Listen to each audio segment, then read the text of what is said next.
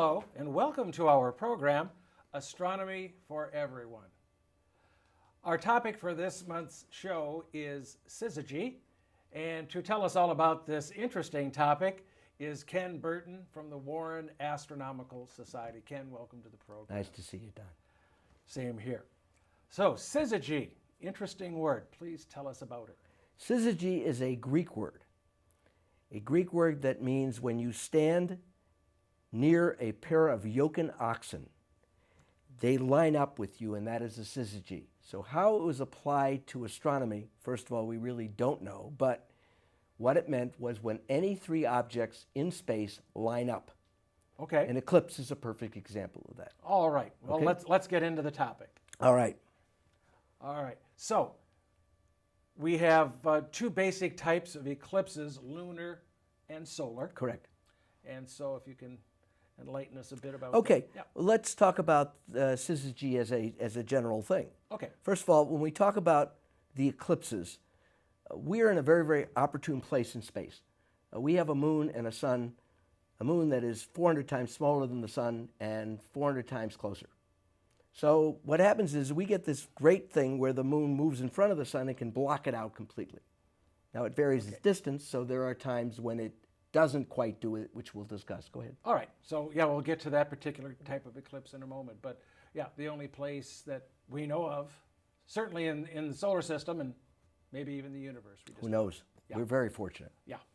So then with these two types of eclipses, we have the lunar, where the Earth moves between the sun and the moon. That is correct. And the moon goes through the Earth's shadow. That's right.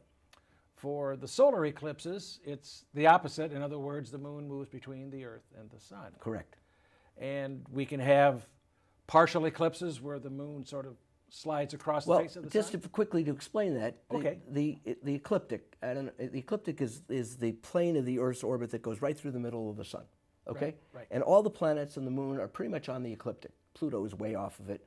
And actually, just for the fun of it, for astrology purposes, the 12 signs of the zodiac go all the way around the outside. That's why that works. So. That apparent path. All right. So the point is that the moon is sometimes above it, sometimes below it, sometimes it misses it. And most of the time, The shadow falls above or below. below it, right? Yeah. So total eclipse is when it gets completely immersed. Any partial phases are when it isn't quite totally eclipsed. Okay. We have two different shadows too. We have a shadow of the Earth's body and the shadow of the Earth's atmosphere. So when you see a lunar eclipse, it's red because the last of the light gets through to the That moon. light of 1,000 sunsets. Pretty much. Yeah. Okay. So we have some images that we're going to be taking a look Yes. at momentarily. Okay. All right. He's going to go on it, I guess. There we go. Okay. This is. I was 16 years old. I was studying astronomy from the time I was 5. That young man there is 65 years old, by the way. Now, so just to give you a timing on it, and I was at camp, and I had a 120 millimeter Tasco telescope, which almost every astronomer has started with. Exactly. And we were looking at the sun, and we were using a filter for the sun. We don't do that anymore. We just project. We don't, unless it's a really, we don't put it on this side of the. Right. Those solar filter eyepieces. Not a good idea. No. That's the syzygy we were talking about right there, and that is the two oxen. That's where it Okay. comes from. And Yeah, you would look at that and say, how does that apply to astronomy? But there it is. Yeah. That's the reason. yeah. There are the other things that we have. We have obviously this is an occultation. This is kind of cool. Actually, we just had one very recently. This is Saturn moving behind the moon. Okay. Very, very cool how it just pieces away and disappears behind the moon. We love that.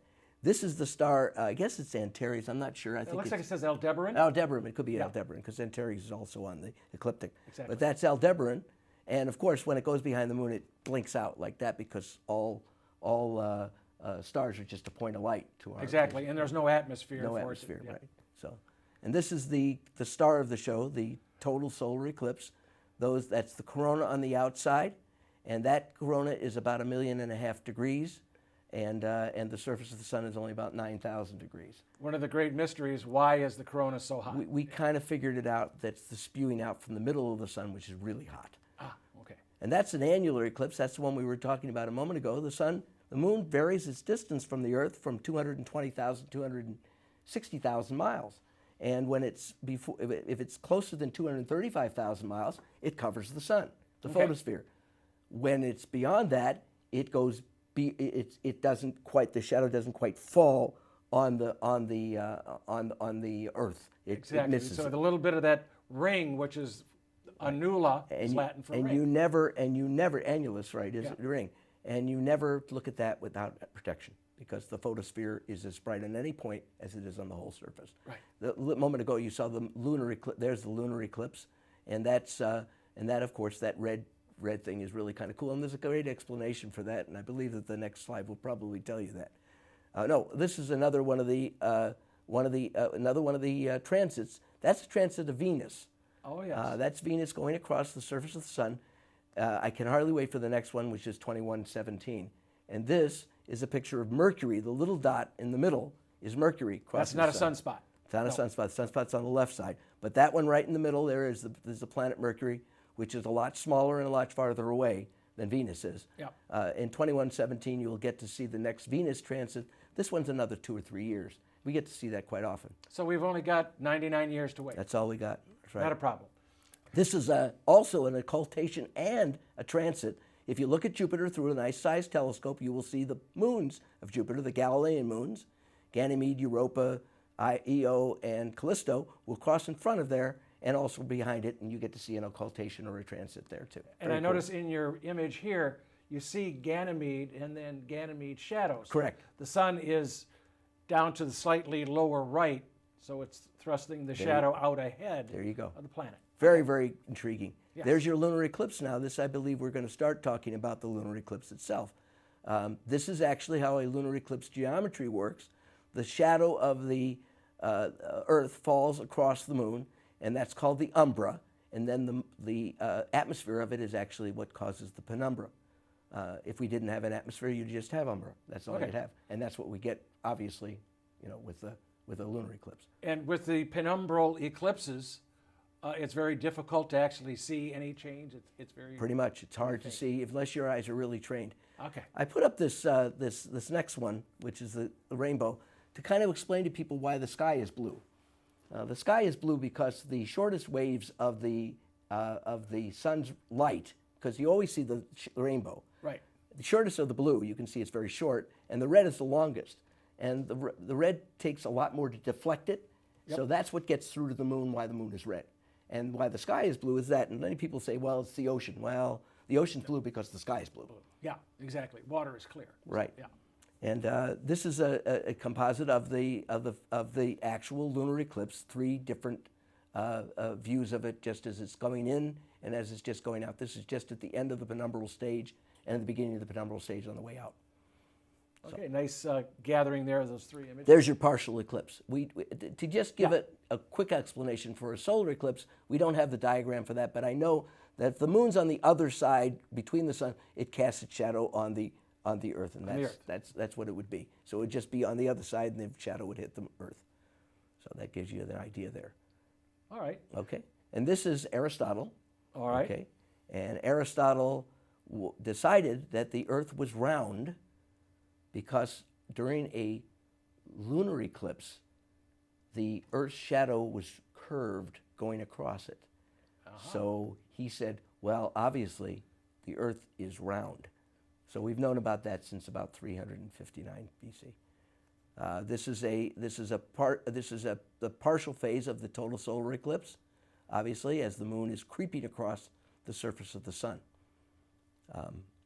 Now there is the partial solar eclipse, which you do have the diagram of. Obviously, you can see the frontal view, and that's in fact where the moon slightly covers the Earth, covers the sun rather, and that's what you get as an effect. And again, if it's a total solar eclipse, Earth is in that shadow, is moved down. Within that, to create that eclipse. Right. Okay, there's a partial phase of it. There it is, right there. You have sunspots. This was an eclipse of a number of years ago because we don't get a whole lot of sunspots when we do it now. So, and there's your annular eclipse, which is kind of cool. And actually, this one was taken in Detroit area in 1994. Interesting. That's the one I took, actually. And that's and there you have a Fred Aspanak. Fred Aspanak, again, is Mr. Eclipse. Known him for many, many years, and those beautiful, beautiful corona around the outside. Oh, that is. And he's very, very skilled at what he does with that. As a matter of fact, he was the guest speaker at Astronomy at the Beach, I think, a year or two Right, ago. he did do that. Yes. Yes. He Fascinating is talk. quite an interesting fellow. He worked for NASA. He was a spectroscopy. I can never do that word Yeah, right. that's almost as tough to say as Syzygy. I can't. Yeah, it's worse than that. But that's what he used to do, and he would study that. And of course, this is a beautiful picture of an eclipse right there. Gorgeous. Just beautiful. Gorgeous. Now, you see the brushes on the top. That's okay. You don't have to go back. All right. You see the flaring up on the top and the bottom? Those Yeah. are called polar brushes. That's what those are called.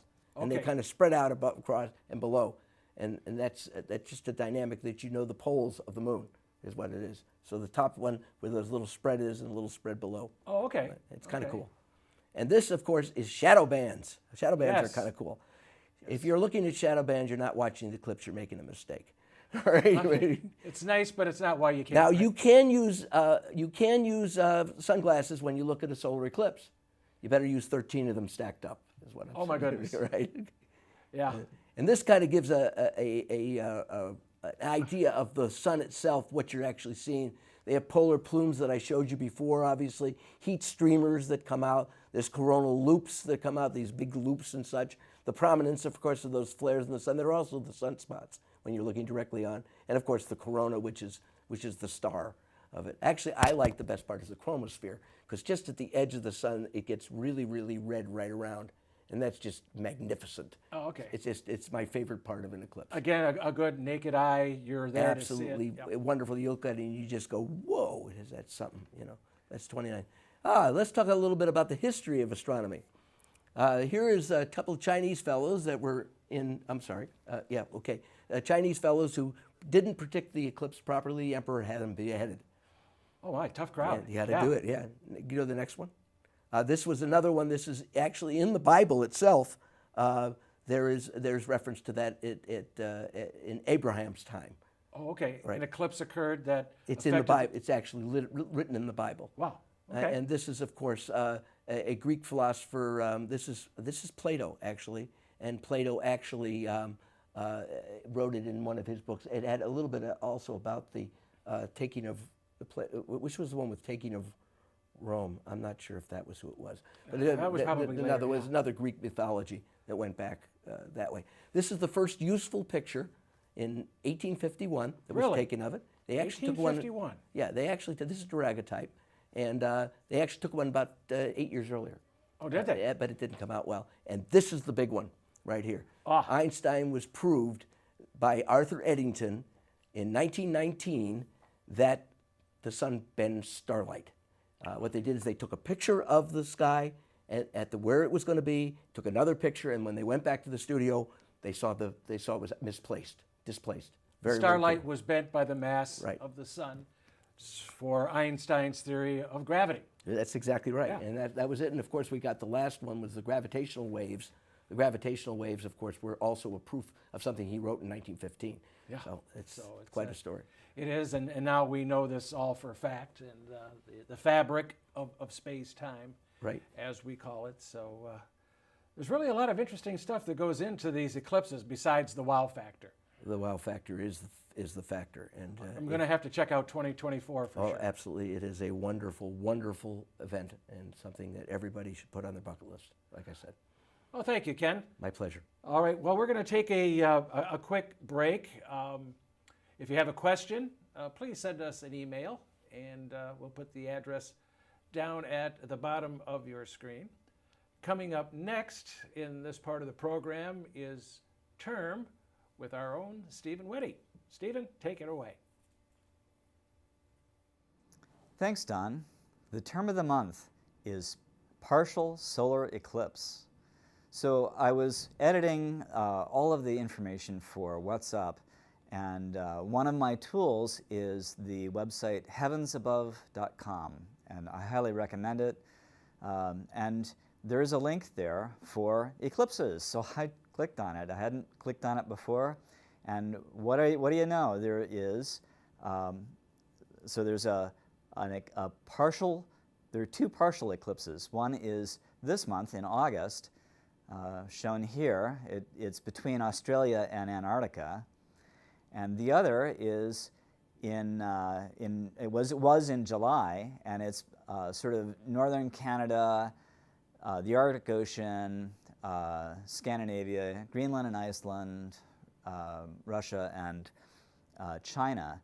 Anyway, I thought it was fun because although these are not particularly easy partial eclipses to go visit and see, you can get the information well in advance, so it has the full eclipses that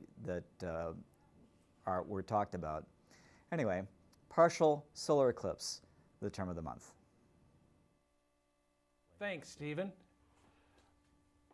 Welcome back to the program. We're here with our special guest, Ken Burton from the Warren Astronomical Society, and discussing syzygy. Interesting term. It is.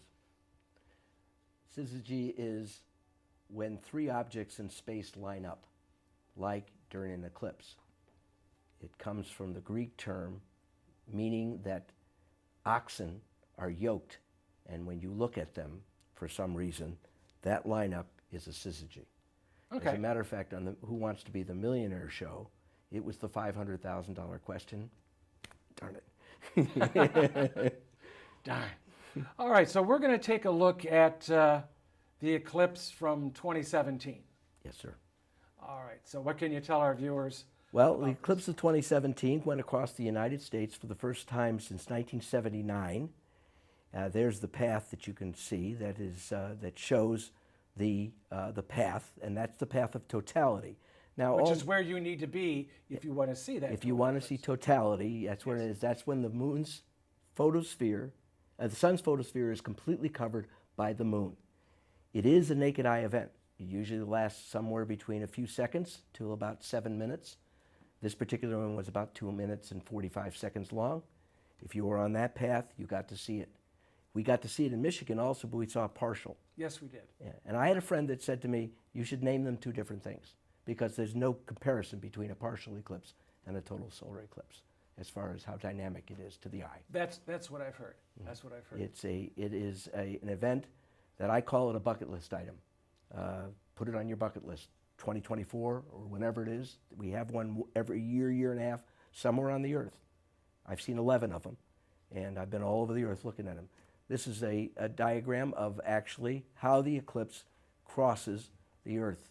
That chart on the left side of the screen is actually a diagram of the same thing you saw a moment ago. Where All it right, goes yeah, I across. can see it how it crosses the U.S. in addition to other parts of the Earth. And all the areas that are marked off there are all areas where eclipse is occurring. So you could have seen it if you had been on a ship in the Atlantic, properly positioned. You would have. Absolutely, in the Pacific as well.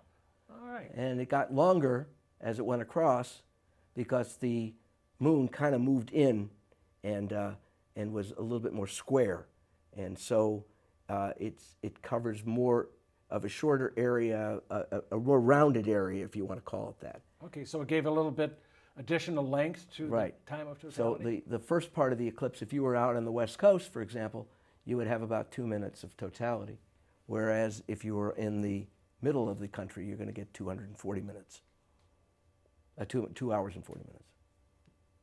This is a photo of the eclipse itself. That's known as the diamond ring effect. And you can see why. It's quite distinctive. Right. And the diamond ring is the moment that the last vestiges of the sun's photosphere are present through the mountains of the moon.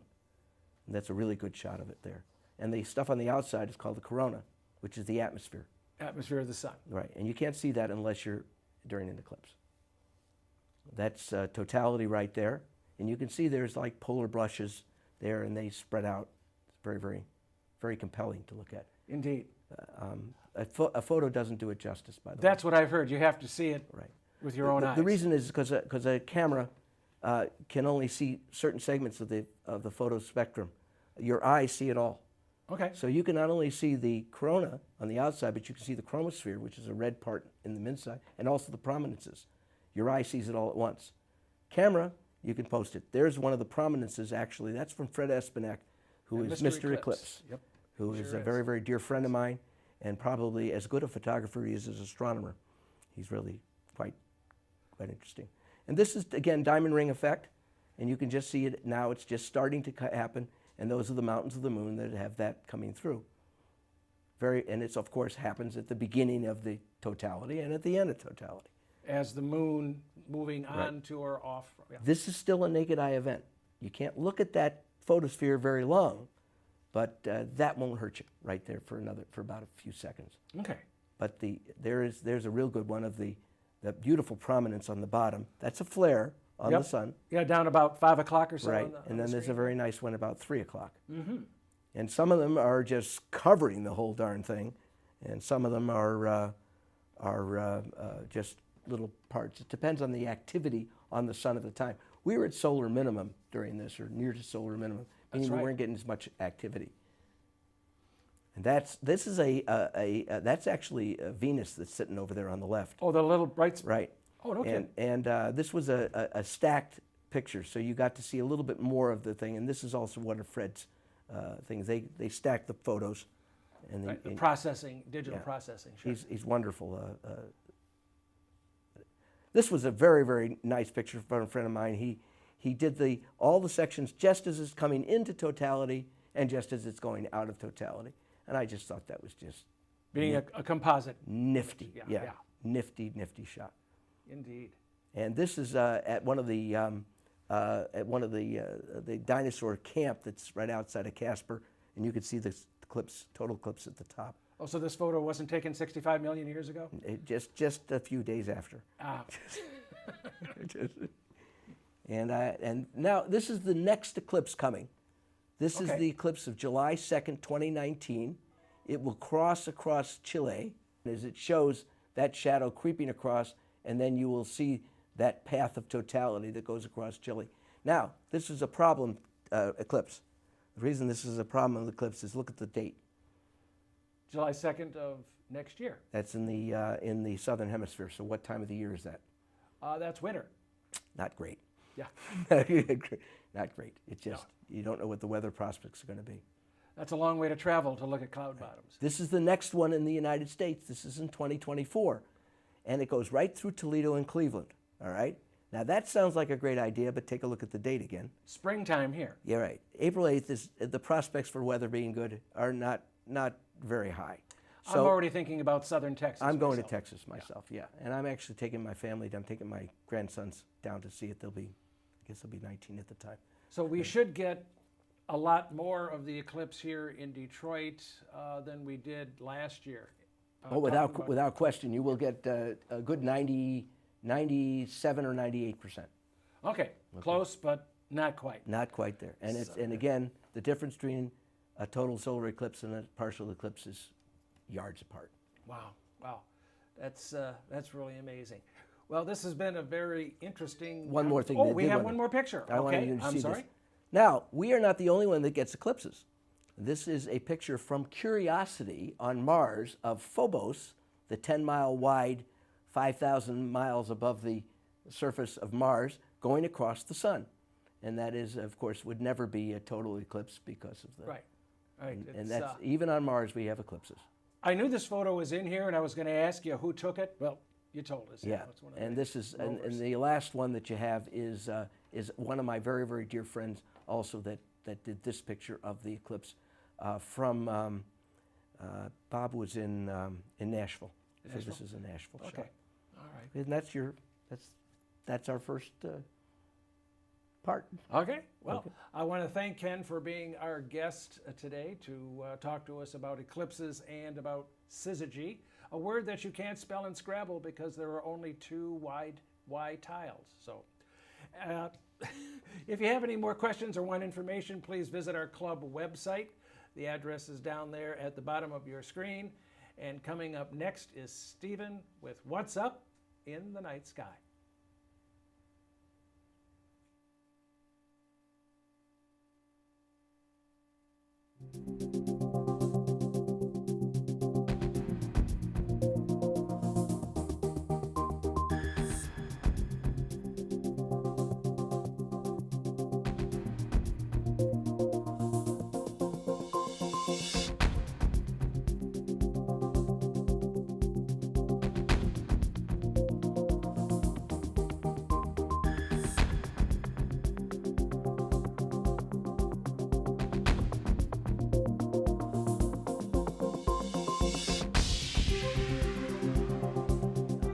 What's up in the night sky for August 2018?